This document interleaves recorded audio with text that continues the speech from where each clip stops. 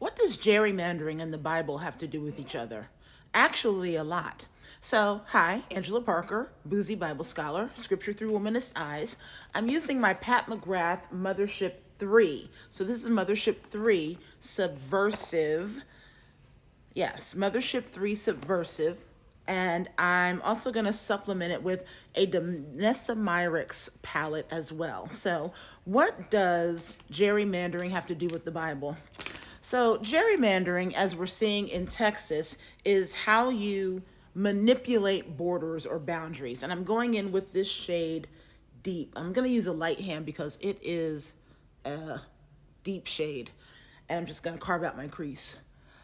Gerrymandering is how you manipulate borders or boundaries in order to favor one particular partisan group. So the state of Texas, upon the request of 4547, is trying to gain more seats by redrawing their Texas maps in order to gain more seats in the House of Representatives. And so as they do that, they're redrawing the lines and manipulating the borders in order to get more people in Republican districts so that they can get more voters in their districts. That's what gerrymandering is.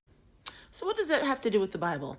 I think it has a lot to do with interpretation. I'm taking a smaller brush. I'm going to use the other side because it's black. I'm going into this blue shade from Danessa Myricks in order to do my outer corner. So when you do biblical interpretation, especially in order to help another particular group, to manipulate the biblical interpretation to aid a particular group, that's what patriarchy does.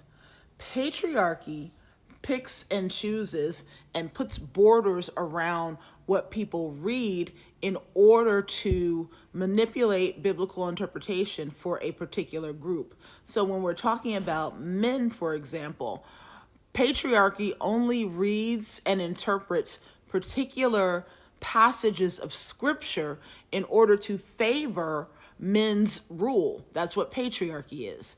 So when men focus on the Deutero-Pauline texts, such as wives obey your husbands, and argue that women should not have any kind of role in leadership in churches.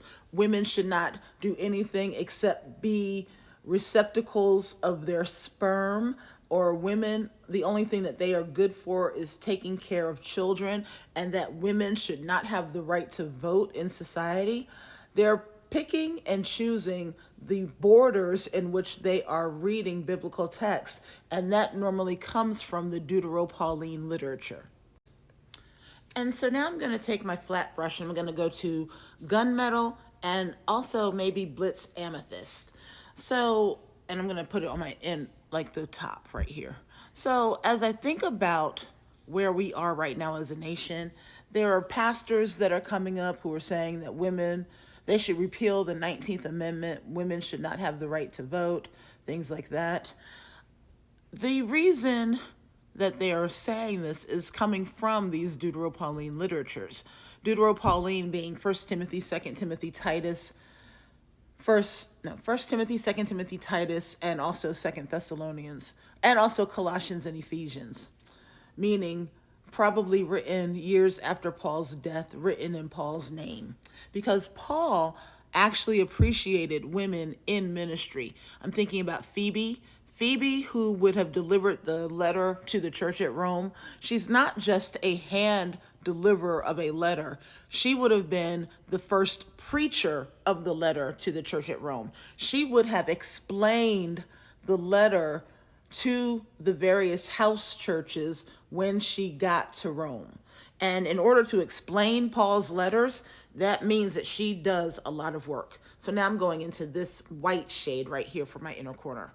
And that is the problem that a lot of folks have, that they can't accept the fact that women actually do have a mind and a brain of their own and can rightfully interpret scripture. But you also have to realize that scriptures are all written in particular contexts, particular time periods. So instead of gerrymandering scripture, learn how to read scripture in its particular context and time in order to get a particular reading of that particular text for our particular time frame instead of trying to make a one-to-one correspondence of scripture. So here's the final look, friends. I used my Pat McGrath Subversive palette along with my Danessa Myrick's Lightworks Freedom palette and discussed gerrymandering in the Bible.